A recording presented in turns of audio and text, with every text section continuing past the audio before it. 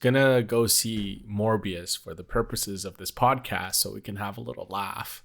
Okay. I really couldn't bring myself to it, and I watched something else instead. So I don't blame you. I mean, like, watching Jared Leto in a superhero flick is just not my idea of a good time, especially considering how many new movies there are out there right now. Yes. And just the fact that it tried, I think, haphazardly to tie into the MCU somehow. Yeah. And I was already kind of turned off by the whole Eddie Brock post-credit sequence in No Way Home. Right. And if they try to just like really mix the Sony universe with the Marvel universe, I wouldn't be able to handle it. Yeah, because you know that like there's some sort of multiverse thing that would probably be brought up at some point, and that was kind of the thing with No Way Home, is that somehow Marvel folded in the Sony IP with like extreme seamlessness. Like it really seemed like they were all part of the same universe, but now they're trying to do it with all these, you know, side and secondary characters, and it just doesn't make any sense. The convoluted reason, lengthy explanation why I didn't see Morbius, although I will see it at some point when it's out on streaming, because I just have to see this train wreck. There are a lot of movies out there that are better and I think worth more our time and money. Yeah. And so one of the things I thought we were going to talk about is Everything Everywhere All at Once. Yes, that's going to be, I think that'll be like the main thing for this episode. That'll be an interesting conversation because I'm back to my old ways. I'm going against the grain. Oh, no. Oh, man, he's pulling this on me now. Okay. This is going to be a long cold open for you to cut, but that's okay. No, I'll just chop like 2/3 of it. Or no, you know what? This is fitting because we don't see the opening credits for Everything Everywhere All at Once until like what, half an hour into the movie? Yeah. Yeah, exactly. There's some meta for you right there. Yeah, so we might as well have the cold open reflect the first movie out of the gate. So on that note, do you want to get started? Yes, let's do it.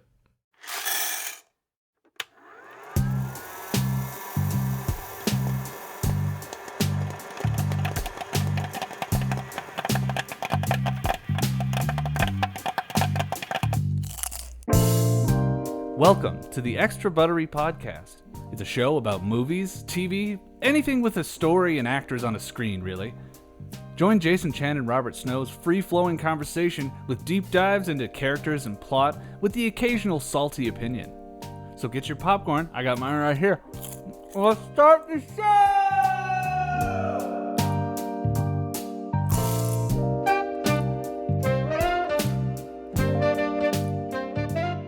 Welcome to episode 107 of the Extra Buttery Podcast. My name is Robert Snow in Toronto, and I'm joined by my co-host, Jason Chan in Vancouver. Hi. This time on the show, we're going to be talking about the darling of film Twitter for the past couple of weeks, Everything Everywhere All at Once by Daniels, the filmmaking duo, followed by the Sonic the Hedgehog sequel, a quiet meditative sci-fi by Kogonada called After Yang, and a little bit on Tokyo Vice, a new show starring Ansel Elgort on, what network is it again? Which streamer? HBO Crave. Okay. There you go.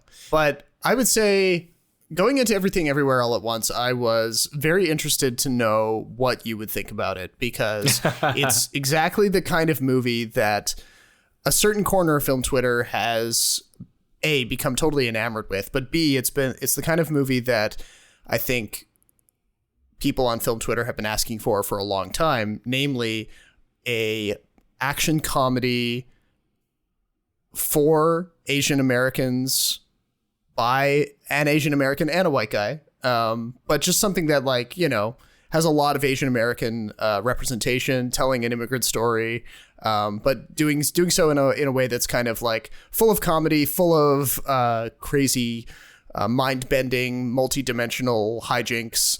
Evelyn, I'm not your husband.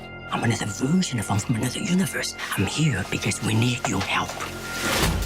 Very busy today. No time to help you. Across the multiverse, I've seen thousands of Evelyns.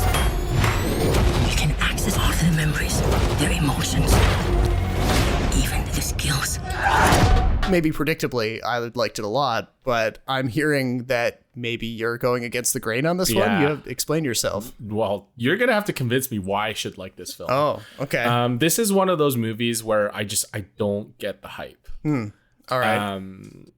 Just right off the bat, do you want to just give everyone as concise as you can, I guess, a plot review? Yeah. Well, so we have Michelle Yeoh in the lead role, and she plays a middle-aged Chinese American woman who owns a laundromat.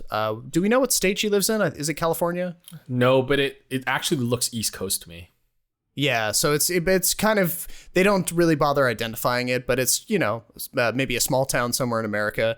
And she's got a long-suffering husband played by Ke Huy Quan, who some people will know as Short Round, way back in the day in Indiana Jones and the Temple of Doom. Can I just interject for 1 second? Jonathan Ke Quan sounds exactly like I thought an adult Short Round would sound like. Okay. His voice is the same. It's kind of got this nasally squeaky quality to it. It hasn't matured at all. The cadence hasn't changed at all either. I thought that was kind of one of the more interesting parts of the film, but anyway. Oh yeah, that's true. I mean, once you see him, you're like, oh yeah, that is Short Round. Yeah. So Quan plays Michelle Yeoh's long-suffering husband, and the two of them run this laundromat together. They have a daughter in her early 20s who's kind of resisting some of their overbearing parenting. And by overbearing, I mean mostly Michelle Yeoh's character, not so much Quan's character. And they are sort of on the brink of potentially losing their business over some difficult taxes that they're trying to file. And on the surface, it feels like a very kind of normal American story about immigrants trying to operate a small business. But as the story progresses, we see how Michelle Yeoh's character is drawn into this multi-dimensional adventure where she's made aware of all of these concurrent realities that are happening all around her. And she's shown how she can hop between dimensions to access other versions of herself in other universes, tap into their skills, and try to navigate this battle between a all-consuming evil. And it comes out of nowhere, at least for the characters, and it's based on a purely original idea by the filmmakers, Daniel Kwan and Daniel Scheinert. And of course, these are the two filmmakers responsible for Swiss Army Man, which was the Paul Dano, Daniel Radcliffe comedy from a few years back. And I don't know, I mean, this is the kind of movie that is really showing off what they can do on a still relatively limited budget, while still packing the thing with all kinds of crazy visuals, irreverent comedy, just balls to the wall, sci-fi concepts.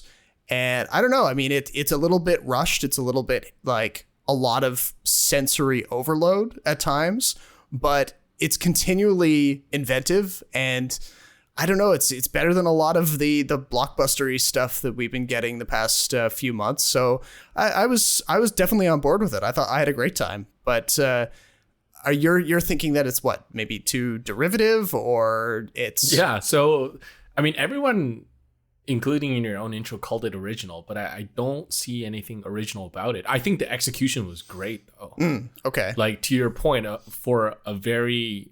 not a very small, but a smaller budget. And considering its scope, it's 2 hours and 20 minutes, I believe, which, by the way, it's half an hour too long. maybe I'll allow that. Yeah. I definitely think so. It goes on too many tangents. I don't see the originality in it in terms of the characters or the plot. I feel like we've seen these multiverse time travel movies a lot. Even the overarching message, especially the overarching message, actually, it really kind of rubbed me the wrong way. In that that there's a kind of a rift between Michelle Yeoh and her daughter, and only by repairing that rift can they achieve a kind of peace or harmony or whatever. It's a very convoluted way of saying I love you despite all your faults and weaknesses. But I mean, isn't that is that such a tired formula? It's not a bad thing, but I just don't think it's original in that sense. As you mentioned, it is very chaotic. I find a movie like this needs a little more structure, especially in terms of its story. it sprawls off in too many directions. And even though I love Short Round, the exposition, the amount he does in this movie is unreal. It is almost difficult to follow sometimes because he has to explain so much. It does kind of feel like empty calories in that the message is simple, but it has a lot of distractions to distract you with. So one of them, and it's not really a distraction, but the acting I found was quite good. But, you know, the whole villainous bagel thing, the whole nihilism thing, I just can't quite get on board with it. The idea that nothing truly matters, which is like kind of the crux of Evelyn's sort of existential crisis that she's going through as like a young 20-something Asian American girl who is gay and has disapproving parents. To me, I feel like I've seen this character a bunch of different times, but like I said, the execution was good because there is really a mishmash of everything, and I don't think I've ever seen a movie with a more apt title. Right. Yeah. I mean, I would rather there be sort of chaos and maybe some hard to follow portions for the sake of, I don't know, feeling a little bit unhinged and not quite so planned out, you know? Because, I mean, it's the opposite of a formula. You know, if the one thing that we've been... Well, but see, that's the thing. It's almost too chaotic. I wish there was a bit more of a structure to it. And I think that would have helped with the runtime too. Possibly, yeah, because you're right. You know, they bury you in a lot of the world building, and it can be a little bit difficult to figure out what the rules are and how some of the like ability sharing works and things like that. Yeah. But I mean, there's still so much to love about it. Like the action choreography is legitimately really fun and easy to follow. Compared to action choreography and a lot of other mainstream stuff, you know? Well, the one thing I kind of wanted to touch on was that a lot of times I felt I was watching a late night cartoon. Okay. Like a lot of the jokes are just off the wall, silly, you know? Like the whole thing about the hot dog thing, yes, which is from The Office, by the way. Really? I believe that was there's an episode where Dwight references hot dog fingers because there's an episode where they talk about getting health insurance for the whole company, and I think it was either Jim or one of Dwight's friends said that they needed to get coverage that covered hot dog fingers. Okay. So that's where I knew that from. So maybe that's a little too like niche because I love The Office. Although, I mean, this movie is definitely big on just general like tributes and references to other things, because you have like one of the extended bits in another one of the parallel universes seems to be operating kind of like In the Mood for Love. Yes. So like you've got Michelle Yeoh and Ke-Huy Quan like reprising the central roles from that. You've got this extended bit referencing Ratatouille, except it's got this horrible looking puppet raccoon, which I found hilarious. I thought that was great. Oh, see, that's where we kind of differ. I found it tiring. I didn't find it that funny. I thought this was like a SNL skit. I think they held on it just enough. Like it was just weird enough, and they didn't dwell on it too long. I think if it had gone on for maybe 2 or 3 more minutes, I would have gotten tired of it. But what about the hot dog fingers? That was truly bizarre. It was incredibly bizarre. I loved the idea of pitching it as like a not only for what it was, but also the jokes about the kind of lesbian romance between Evelyn and Jamie Lee Curtis's character Deidre. That all of that very good. The bigger like more sci-fi-esque stuff was handled pretty well, although that's where it gets like the layers start building up and you can get a little bit kind of exhausted. I definitely felt exhausted about that part. And like part of it kind of felt like a B movie, because even the futuristic technology that some of the characters use, it looks like something that's like from Home Improvement. Yeah, it's very cobbled together. Yeah. So there's a bit of that B movie feel. Going back to the action sequence that you're talking about, though, I mean, the part with the butt plugs is just bizarre. I mean, doesn't that feel like, you know, a Duckman? I don't know if you remember. Is it Duckman? It was late night R-rated cartoons on Cartoon Network, and they'd have all these like really adult jokes and like really lewd sexual jokes, and that's what it reminded me of.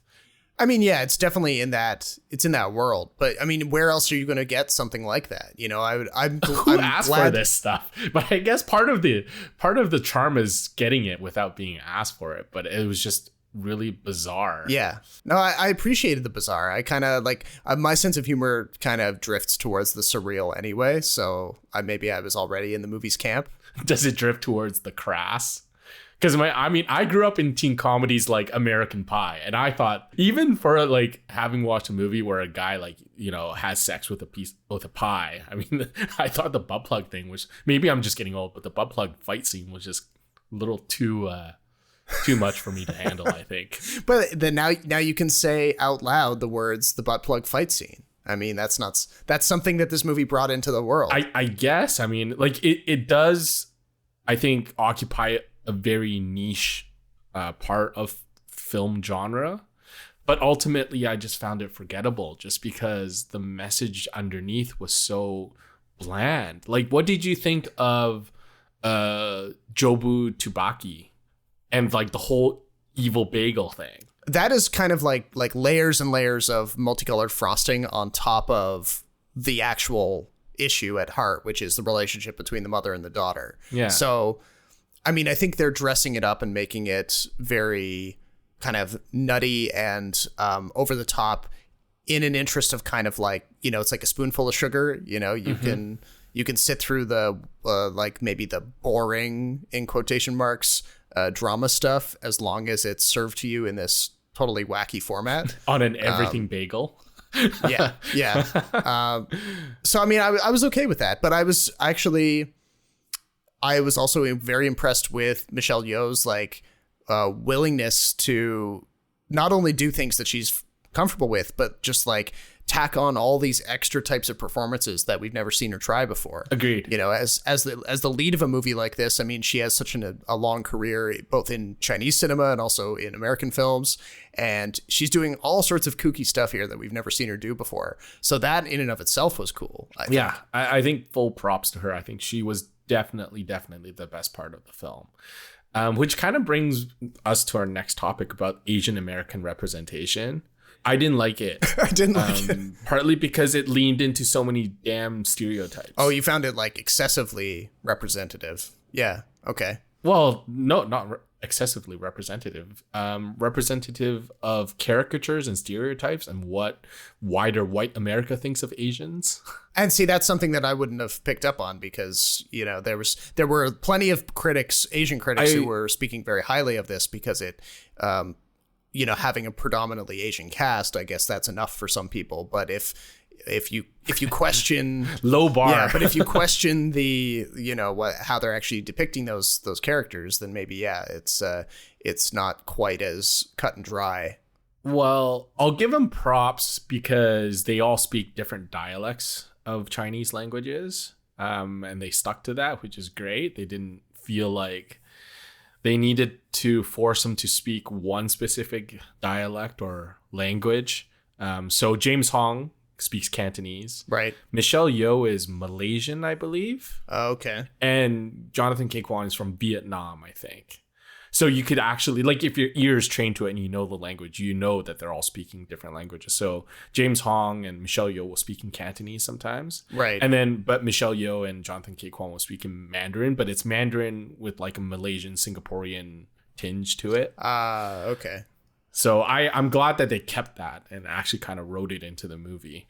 But like the whole disapproving grandfather because the granddaughter is gay, the meek husband, the wife who regrets the immigration, the wife who's in an unhappy marriage. I mean, I guess props to them for, I guess, portraying it rather accurately, but I found very little interest in it. Do you remember that Awkwafina movie? What was it called? The Farewell? The Farewell. I thought that was a better representation of the gulf between, say, Gen X, millennial, Asian Americans versus Asian immigrant parents. But isn't there like a higher burden of, I guess, expectation on The Farewell because it's a straight up drama / comedy as opposed to, this where it's like almost, I mean, I'm not saying that that stereotypes are okay, but sometimes you have to work with stock characters if you're inserting them into like a crazy genre. Yeah, like this movie. And again, this is where like the lack of the originality, in my opinion, kind of confused me, because everyone says this was really original, and I guess the execution was, but yeah, that's sort of what I mean too. It's like it's not so much original in the sense that the individual bits and pieces are inventive. It's how they're put together, and it's the remixing of it, where it's like, okay, have you ever seen a movie that takes references from In the Mood for Love and Ratatouille and Guardians of the Galaxy and The Matrix and puts them all together in one soup? Yeah, that's the inventiveness I think that people are talking about. Fair enough. I mean, I dislike Matrix 4 for the same reasons, right? So, yeah, you can be meta, but I wish it was more clever than that. The whole multiverse thing, I feel like Marvel and Spider-Man have ruined any multiverse movie trope for me ever. It's just too much, like it's almost too easy to explain things. Just saying like, there's an alternate universe where I did this, so I know that skill or that trait, have that trait in this universe too. Right. And just makes it too easy to translate between the two worlds. Hey, multiverse is definitely having a moment in the sun right now. I mean, it's kind of in the way that like time travel did, maybe back around the time that Endgame came out. Yeah, there was a lot of time travel stuff. And multiverse is kind of like time travel, but with, certain subtle differences. Yeah. It's always a dicey concept though, right? Like you think too much about time travel, it kind of stops making sense after a while. Even like one of my favorite time travel movies, Looper. Yeah. Which I know you like too. Yeah. Like even if you think about it a little too much, like it just kind of stops making sense. Yeah. But you still want it to make sense for the sake of enjoying the movie. Yeah. Yeah. Like the actual mechanism in this of being able to borrow the skills across universes, like barring some sort of another bit of info dump where they talk about like quantum entanglement or something like that. The actual way that it works is very opaque. Yeah. Even when Waymond was trying to explain the whole thing, I was kind of just like, can we just skip this part, please? Yeah.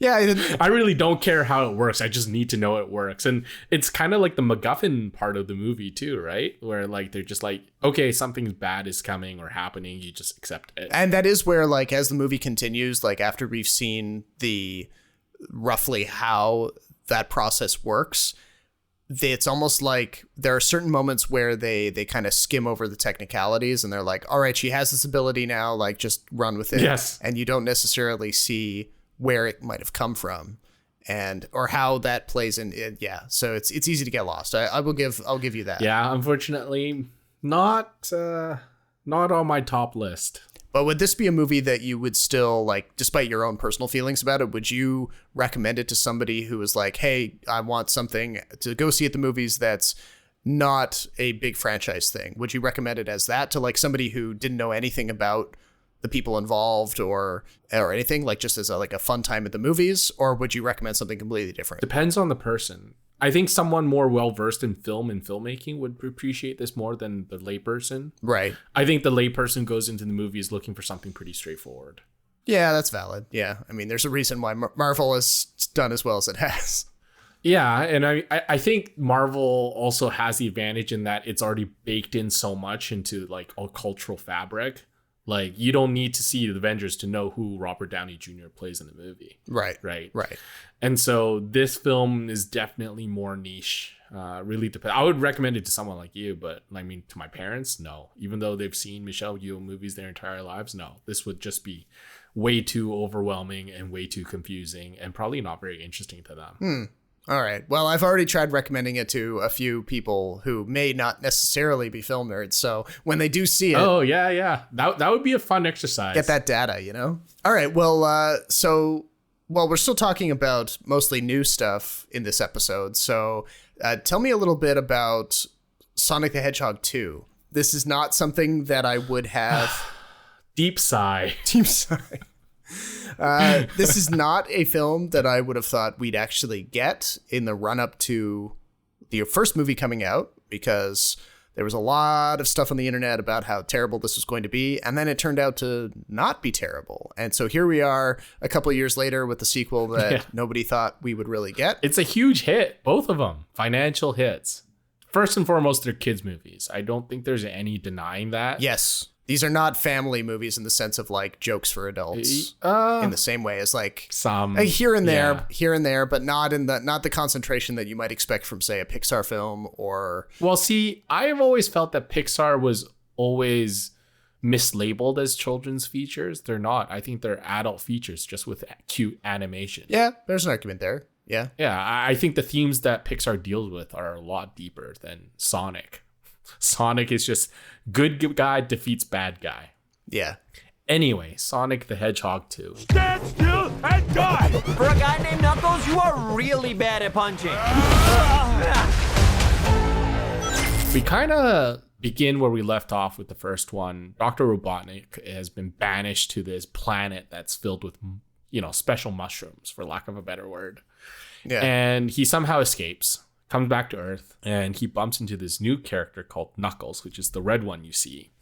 Knuckles is this fearsome warrior from this faraway tribe, and he's the last of his kind, blah, blah, blah. Anyway. Is he from the same planet as Sonic? Who knows? Who cares? Okay. But Sonic is the blue one. Knuckles is the red one. And then we're also introduced to Tails, which is the orange one that looks like a fox and has two tails. Right. Sonic and Tails have always been kind of like buddies, like Batman and Robin in the video games. So that's where it comes from. But anyway, all parties involved are looking for this green emerald that's supposed to give you massive power. Power in what sense? I have no idea. But they're all looking for this big emerald jewel anyway. Right. So, I mean, just based on that, the plot is pretty like threadbare. There's very little connective tissue connecting everything, in my opinion. And honestly, as much as I enjoyed the first one, surprisingly, it's a decent video game film. This one was definitely not as good as the first one. Visually, the CGI is great, but I found all movie that the most interesting visual things to me were pointing out the streets that they filmed it in, because it's filmed in Vancouver, and I could tell you exactly which block they filmed it on. Yeah. Even though the film goes through great lengths to tell you that it's set in Seattle. Yes. Which is again like one of those things where like Vancouver never plays itself yes. for whatever reason. Thank you, Tony Joe, for that video essay a number of years ago. Yeah. Very, very well put. Yeah, and so, the big draw for this film is the introduction of Knuckles, who has always been a very popular character. But, he does the same thing as any anti-hero would do in any film. He makes the mistake of teaming up with Dr. Robotnik, realizes that he somehow made a mistake, and then teams with the Sonic to defeat Dr. Robotnik. Yep. Ta-da! That's the film. Yeah. And I think the crux of the first one is we got to see Sonic as like a living, breathing character who is very funny and does go through like somewhat of a personal journey. He matures throughout the film. We don't see that at all in this film. I think he's very stock. He hasn't grown from the last scene of the first movie till the end of this movie. It's very much one of those things where like, let's throw character development out the window and let's come up with a bunch of like crazy CGI and a bunch of sets that'll look interesting on screen. Plot, character-wise, both failures in my opinion, which is why it's not very interesting. James Marsden plays the human character that we're all supposed to identify with, but again, he's also not very interesting because he's the white male lead that even his own movies don't care about, because he gets killed off or his girlfriend runs away with someone else in every single film he's in, except for this one, I guess. But my one final gripe is, wow, I have a lot of gripes. So yeah, that's unfair. Sorry. Idris Elba. So animated films these days have done sort of like, I don't want to say hack job, but they've made a point of casting well-known actors in voice acting roles to sell you a movie ticket. Yep. So Knuckles is voiced by Idris Elba in this one. Idris Elba is so poorly cast. I had to like smack my head a couple times while watching it. So we all know Idris Elba. He's like this really tall, good-looking black dude, and he plays a hero or anti-hero in a lot of his films, right? He is not known to be a comedic actor. I don't think there's a funny bone in his body. Even when he was in The Office, he was funny because he played the most serious character in a show about goofballs. Right. And like he always was aware that he was smarter than everyone else, and that's what kind of made him funny. As Knuckles, he's like this fish out of water tough guy, and it doesn't work because Knuckles comes off as very, very stupid. Like he just doesn't catch on with whatever else is going on. And I think it's one thing to be, you know, in a dry humor sort of scene, to be the smart guy, the straight guy, versus the straight guy, but who's also kind of dumb because he doesn't know anything. When you were pointing out how Knuckles, the extent of Knuckles' character is just like, oh, he starts out as evil, doesn't like Sonic, has a change of heart, teams up against Robotnik. I mean, not only is that a very stock character arc, but there's not a lot for Idris Elba to do with that, you know? True. I guess not all of it is on him. The script is pretty weak. The story itself is weak, and that's maybe the cause of it. But I don't understand all the positive reviews it's getting. Visually, is it interesting? Maybe. I mean, watching Jim Carrey do his thing, I guess, is kind of interesting. But yeah, I was just about to ask, like, is he doing? Because one of the things that kind of distinguished the first Sonic movie was that we got a return of Jim Carrey back to the kind of energy level that he was at in the 90s. It had been a while since we saw him doing the zany stuff that, you know, his trademark gestures and expressions and everything that people loved about the characters he played in the 90s. And he had gone off and done all sorts of other work in between that, you know, I guess was meaningful to him at the time. But yeah, it was cool to see him back in zany mode. So is he doing that again here? Is it basically the same performance as the first one, or? It is, but you know how it took like the entire decade of the 90s for people to get tired of Jim Carrey? It takes about 10 minutes in this movie. Okay. So he's doing the same thing. It's just, it's a little much. His punny lines are not funny at all. I didn't care for it, to be honest. Maybe because his shtick is just that tiring. I didn't really find it all that amusing. I think actually for a few stretches in the movie, I probably kind of just dozed off. Like there are gaps in my memory when I'm thinking about this movie where it's like, did I miss a scene, or did just this film not make sense at all? Because there's a subplot about James Marsden's wife's sister getting married and how her husband doesn't like James Marsden. That sounds like a total distraction from the rest of the movie. Yeah. And there's a wedding in Hawaii that gets ruined, and I don't even know why it's set in Hawaii, other than maybe because the cast and crew want a vacation in Hawaii. Because you could have set this entire film in Vancouver and it would have been just fine. And some like alternate universe where they go. I don't even remember for sure, but yeah, I think if you like the first one, maybe you can give this one a shot, but it's definitely inferior to the first film. Definitely inferior. No, I mean, I remember coming out of the first one and thinking to myself, yeah, I can see how this will get a sequel. I can see how it will find an audience, despite all of the. But it wasn't that bad, right? No, it wasn't bad. I mean, there were enjoyable things about it for the right people, for the people who were looking for something like that, and especially people who were fans of the Sonic games and were familiar with the characters and wanted to see them done well on the big screen. So all of that is fine. It's not the movie for me, but. Yeah, and I wasn't rushing out to see this thing. So whatever. I mean, yeah, I'm fine with with this little franchise continuing along. If it makes more money, gets a third one, all the better. I will only be interested again if they find a way to sync this up with the Chris Pratt Mario movie. Well, would they ever? Mario's Nintendo. Mario and Sonic have been in games together. So. Have they? I didn't know that. Yeah.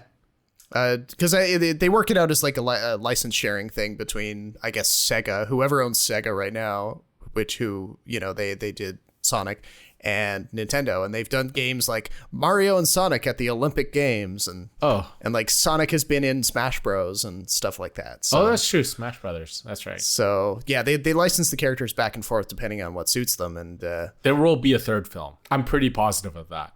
200 million gross worldwide already. We have to have the cinematic universe then. Enough with the cinematic universes. Jesus, give it a break. Oh my God. But what would be more appropriate for a Sonic the Hedgehog 3 than to have a really bad Mario in it? Well, I mean, I'm still waiting. Because Chris Pratt's Mario is going to be bad. Yeah, you're probably right. But I'm still waiting for fat Dr. Robotnik, not skinny Dr. Robotnik. So maybe that'll be the third one. Yeah. That'll be his character arc. But fat Dr. Robotnik is not in keeping with like the modern age obsession with health and fitness, Whatever, man. It'll be a nice character, plot point about how he has failed to kill Sonic so many times he eats himself into obesity. How about that for a character arc? Falls into depression, turns over a new leaf, or maybe he gets renewed energy and hatches some other half-baked plan to take out Sonic. Hell, why not just introduce Mega Man while we're at it? Huh? Don't give them any ideas. They probably are working that out. Well, clearly they need some. Yeah. All right, on to better things, because I'm sure Kogonada's After Yang is way better than both films. Yes, and I'm very curious to know if you end up watching this when it's on streaming. I think it may be in streaming eventually. This one didn't play in like bigger theaters at all. It opened here at TIFF, so it was definitely okay. It's an art house movie for sure. Everything Kogonada does is art house. Yes, man. There's not a commercial bone in his body. So Kogonada, for the folks who aren't familiar, he made a film back in 2017 called Columbus that I was totally in love with. Yes, you were. And partially because it has a score by Hammock, a band I like. Partially because it tells a story that I identify with, growing up in a small town and wondering whether or not to move away for the sake of one's career. And it was just very quiet and meditative and just exquisitely performed. Hold on. Is St. John's a small town? It's not. By comparison with most other place in the world, sure. 150,000 people. Well, I guess, but I mean, that means every city in Canada is small except for Toronto. Even Toronto isn't that big then. When you say small town, I always think of Antigonish, Okay, well, I mean, I do have the other smaller town bona fides too. I mean, I was born in a place with 5,000 people. So is that small enough? Wait, where? It's a town called Catalina. I did not know this. Where the hell is Catalina? Well, you can look it up. You can Google Maps it.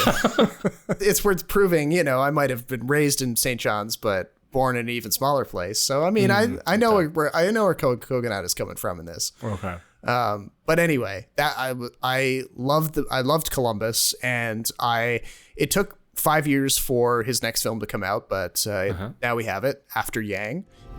What happened to Yang? I don't know. He shut down last night. He won't restart. Has this happened before? No.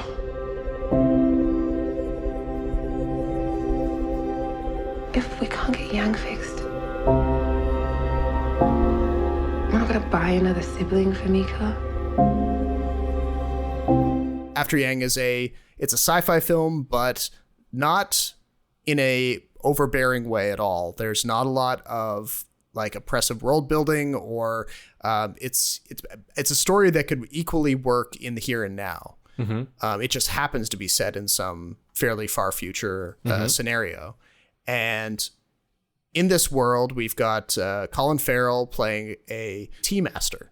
He has a little tea shop, and he's married to a woman played by Jodie Smith-Turner, and together they have adopted a daughter who happens to be Chinese.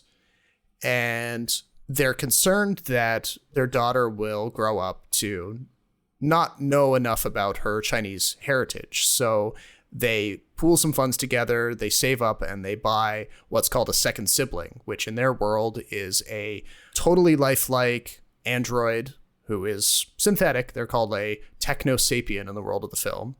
And this techno-sapien named Yang is intended to be an older brother for their daughter.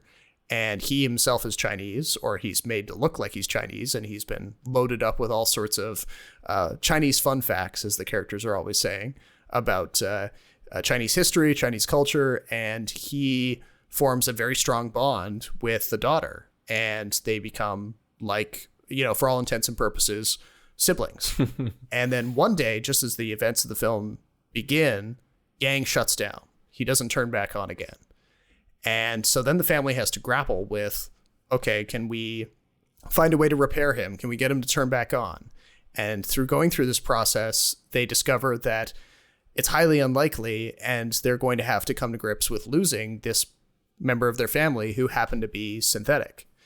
And they start accessing the memory banks in his head, and they discovered that he's not, his story wasn't quite as simple as they were led to believe when they purchased him. He had other families that he had been assigned to over the years. And the story just kind of spools out from there. It's not particularly long. The movie's only about an hour, 40 minutes, but it just explores the nature of memory and humanity, and it works equally well as just the story of a family losing a child or a sibling losing an older sibling, And I just got totally lost in this thing. Like, it's everything about the sound design and the sets and the costumes. It's a version of the future that you kind of want to live in, where the houses are exquisitely designed and everyone drives around in autonomous cars that also have like planter boxes inside them where plants are growing for no good reason other than that they look nice and they provide a nice ambiance. And yeah, you spend this hour and 40 minutes with these characters and then you move on, and it's just all very, airy and meditative, just like kind of like Columbus in that way. And I was like, yeah, give me more of this. I love this. Well, I was just going to say, from the way you described it, sounds like a Kogonada thing where everything is like visually immaculate. Yes. Yeah. Like I want to live in the house that these characters live in. All the clothes are like loose and airy. Like they're kind of like subtly Asian inspired, but still their own thing. 50 years from now, you're going to live in some like remote Californian community where this is real life. Yeah. It's not so much like the design or the way he does things, but the way he frames things is always really interesting to me. Like everything is perfectly framed. Yes. Yeah. Everything has meaning. I don't know if I would love to live in the world he does. It seems a little too stiff and dry. Maybe. And boring, but I totally get what you mean. So, but explain to me like how this sort of like tragedy kind of unfolds, because Columbus was a very quiet story. This feels a lot more dramatic. It's dramatic in the sense that like a character is suddenly lost to the other characters, but it's treated as if, Yang had been sick with something and then he died. That's about how simple it is. And so at first they think, oh, maybe we can get him back because he is a technical creation. There's got to be some way we can kind of bypass the security features in his core and get him back online. But then they discovered, he's totally done. Like the most we can do is extract his memories and kind of relive our lives through his eyes, which leads to kind of this really nice moment when Colin Farrell is wearing these like VR glasses that look like really stylish sunglasses, and his daughter breaks him out of his reverie because he's been rewatching Yang's point of view on various moments through his life. And the daughter says, oh, what are you watching, a documentary? And Colin Farrell's character says, yeah, I basically am. It's a documentary that he didn't know that Yang was recording about his life. So one of the things about Columbus is that some people think it's very flat in that there's not very high or low moments. Like everything's pretty well contained. Yes. Do you find it in this one as well? Like, do characters ever speak in volumes other than just normal speaking volume? No, they don't. There's very, very little shouting. And I mean, I can see how people could maybe get bored by that or want a little bit more drama or whatever from the movie. But I don't know. You set this movie against other ones that you might watch in a given month or a given week that might be louder and more dynamic and have more in your face type stuff. And then for me, I treat Kogonada's movies kind of like a palate cleanser where it's like, all right, I can have a moment where people aren't getting up in each other's faces and screaming and firing guns and stuff like that. I can have this kind of like this relaxation point. And so, yeah, it's in the moment, not a lot is happening, but then you kind of come out of it and you're like, oh, that was nice. Do you know that, what's that genre of music that people listen to on YouTube? It's like soft jazz or something. Oh yeah, like lo-fi. Lo-fi, yeah. So Kogonada's movies are like lo-fi. Yes, yeah. To me, yeah. I mean, sometimes the edges are crispier and the a little bit more cleaned up than maybe a lo-fi recording would be. But yeah, the same basic idea where it's just like it's not something that you are gripping the edge of your seat watching. You're just kind of bathing in it. You know. Fair enough. Did they ever say what place or city this was set in? I think it seems to be set somewhere in California. I think maybe San Francisco, but it's a very vastly different skyline. Like there are big like geodesic domes that people live in, and there's really flashy looking futuristic towers on the horizon. So it's definitely, and you don't see very much of the city beyond just a couple of establishing shots, and that's about it. Like the rest of it happens in the main family home or in the self-driving cars that are ferrying them around, that kind of thing. I'll definitely want to watch this at some point. I didn't enjoy Columbus as much as you did, but I thought it was very good. And I'll watch anything with Colin Farrell, and I'll watch anything with Haley Lou Richardson, and Kogonada is a really great visual director, so. Yeah, exactly. If you once you're in the mood for it and you know what to expect from having watched Columbus, that's basically what you're getting again, just a different context, a different set of characters. Like I was saying, it's just something to put on and just sort of. I feel like that's the same with Everything Everywhere All at Once, where like you really have to be in a mood where you're kind of open and receptive to these things. Yes. Yep. So I feel like maybe that goes for all movies, you know? Yeah, you can get a lot more out of a movie if you just happen to be in the right headspace for what it's dishing out, you know? 100% agreed. Yeah. All right, well then to close out the episode then, do you want to tell me about Tokyo Vice? Jake, this is Sato. He's not as brooding as he seems. What's it like to be a Yakuza? I could write about that. Yes.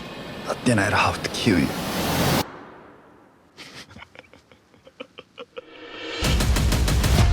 Because I think you should watch this. All I know about this is that it's like a Japan set gangster story. Yeah, somewhat, yeah. Ken Watanabe is in it. So is Ansel Elgort. I believe he's the star. It has a premiere episode directed by Michael Mann, who I know you're a big fan of. Yeah. And that's about all I know. I saw a few people on film Twitter like discussing whether or not it was worth anyone's time because like Michael Mann's only doing the first episode and it's just other directors afterwards. So maybe there were a few people arguing that like, well, Michael Mann's not really involved. And so it's not, you know, for Mann fanatics, it's not really worth their time. Oh, I mean, that's a fair point because it's obviously not directed by Mann, the other episodes, I mean. But the first episode, the pilot, is always very important because he sets the tone for the rest of the series. And so the rest of the series does follow in tone. Right. I do think you can feel that it's not really a Michael Mann directed episode. But I mean, it's the same with Game of Thrones, you know, like you had a bunch of different directors, but the tone, maybe except for season 8, was pretty consistent throughout. Right. And I mean, you're so wrapped up in the characters and the plot that you're not really paying attention to these, you know, director trademarks or whatever, and you're not really actively looking for them. Yeah, that's fair. But Tokyo Vice, based on a book by Jake Adelstein. Jake Adelstein is a American journalist from Missouri who moves to Japan and becomes the first foreign-born reporter for one of Japan's biggest newspapers. The one he works for in the TV show, I believe, is fictional. So the TV show is based on his book, but it's very loosely based. It follows the general gist of it. So anyway, main crux of the story is Jake gets hired by these Japanese newspapers, and he quickly has a knack for making connections on the crime beat. And because he's a foreigner, or a gaijin, as they say, he finds he has potentially fewer roadblocks in the sense that he's not really afraid of the Yakuza. most local people don't question or don't ask questions about the Yakuza because for them, it means death. They know they're there, but if they don't bother the Yakuza, then there's no bother in their lives. For Jake, it is a beat that he's passionate about. It's a story that he believes that should be told. So he starts making friends with Yakuza. Ken Watanabe plays the police detective who's sort of an arbiter between the police and the Yakuza. He's obviously a cop, but he's been on the beat so long, he knows the ins and outs of the Yakuza and he knows how to handle them. And so the story is about him being a mentor to Jake and Jake, uncovering all this criminal underworld that no one really talks about. Right. So in real life, the real Jake Adelstein kind of interestingly had to leave Japan because he wrote a piece about the Yakuza. So the story was about this Yakuza crime boss who needed an organ transplant. And in exchange for having the organ transplant done in the US, the Yakuza boss would give up information to the FBI about how the Yakuza conducts business. After the Yakuza boss got the organ transplant, he basically didn't give any information to the authorities. And so Jake Adelstein wrote a story about this, about how the Yakuza crime boss had used American, doctors and funds and expertise in getting this organ transplant, and the government had paid for it, and the US government essentially got duped. And so the Yakuza obviously weren't happy, so the real Jake Adelstein had to move back to the US. You can get his book. I have his book. It's not a bad read, but I think the show was more interesting just from a visual standpoint. Like all Michael Mann movies, it does blur the line between good and evil very well. Because as a reporter, as people know, you do have to talk and make friends and make connections with people who, aren't morally righteous all the time. Yeah. And so we're only 6 episodes in. There's 2 more yet to be released, but I highly recommend it because it is a crime drama, a bit of a procedural, and I think they really do portray things about the Japanese culture and Yakuza culture that we don't get to see very often in film. Ansel Elgort plays Jake. He is by far the most boring character because he's honestly, it's not really his fault because he's the white dude in an Asian world where he's just taking everything in. Right. So he's kind of like our eyes and ears. So he can't have too many personality quirks because a lot of information has to be transferred to him and then to us. Right. The side characters, the foreign expat girls who work in these hostess bars, his young Yakuza friend who's climbing up the ranks in the Yakuza, his mentors, both at the newspaper, played by Rinko Kikuchi, who played the female lead in Pacific Rim and a whole bunch of other films, and Babel, and then Ken Watanabe as his police mentor. I think all these characters are really what drives the show, and they all have their own little subplots that are really, really interesting.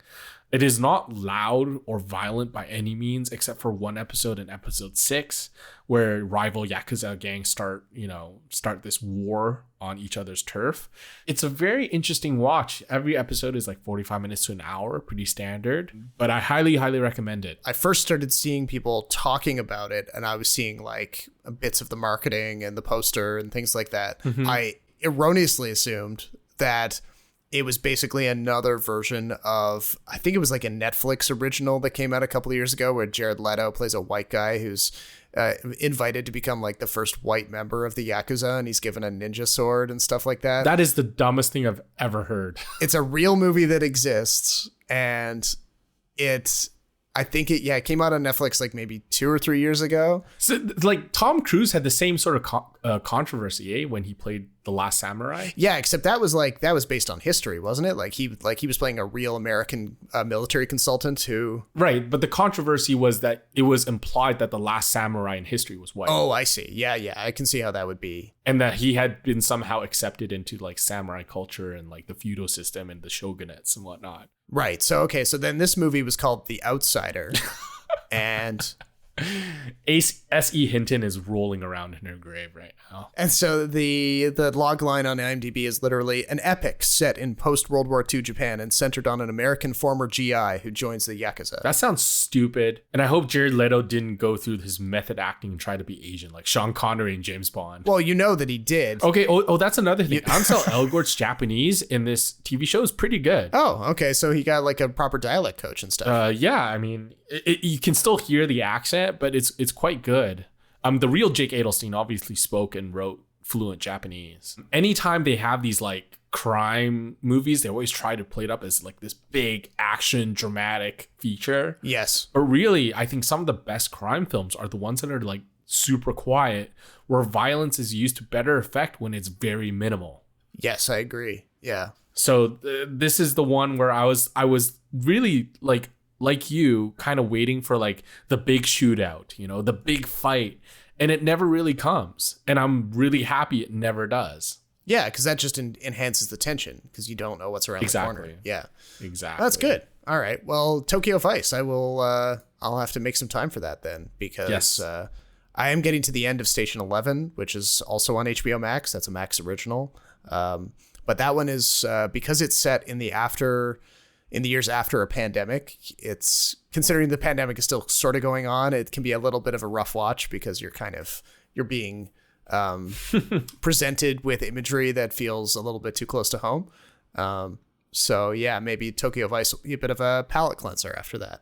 Yeah, it's from the way you describe it, it sounds like it's a very different show. Yeah, well, it's supposed to be more optimistic though, because it's 20 years after a global pandemic that was like 100 times more deadly. So there's very few humans left, and they're trying to rebuild society. And it's got like aspects of Lost and a couple of other shows in there that I appreciated. And there's like some Fallout game series stuff, some just general post-apocalyptic stuff. So why have we never really gotten a movie about the post-Black Plague? Yeah.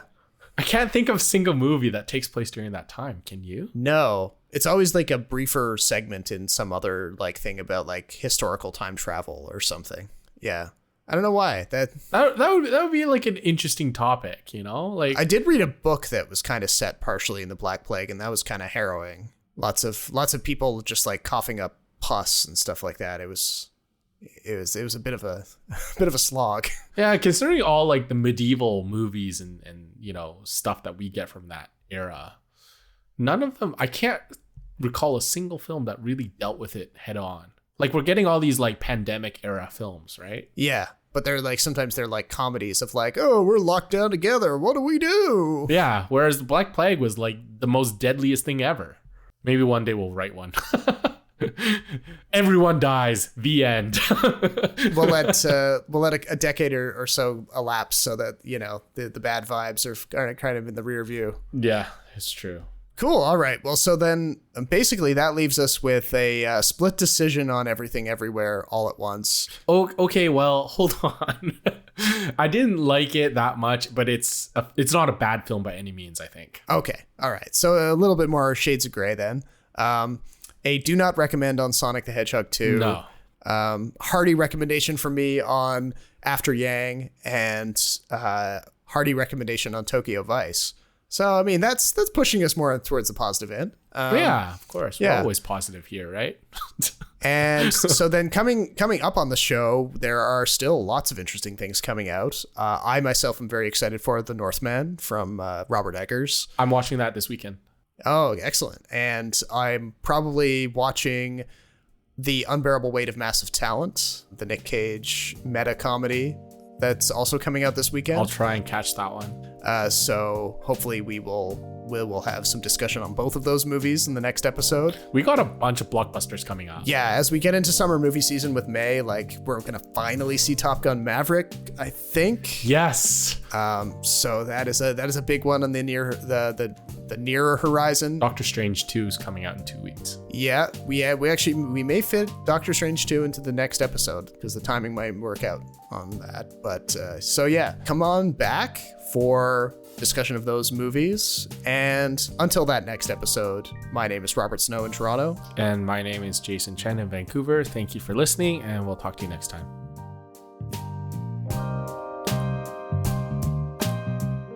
The Extra Buttery Podcast is written, recorded, and produced by Jason Chen and Robert Snow. Thank you for listening, and don't forget to rate and subscribe on the podcast platform of your choice. And remember, popcorn is always better with extra butter.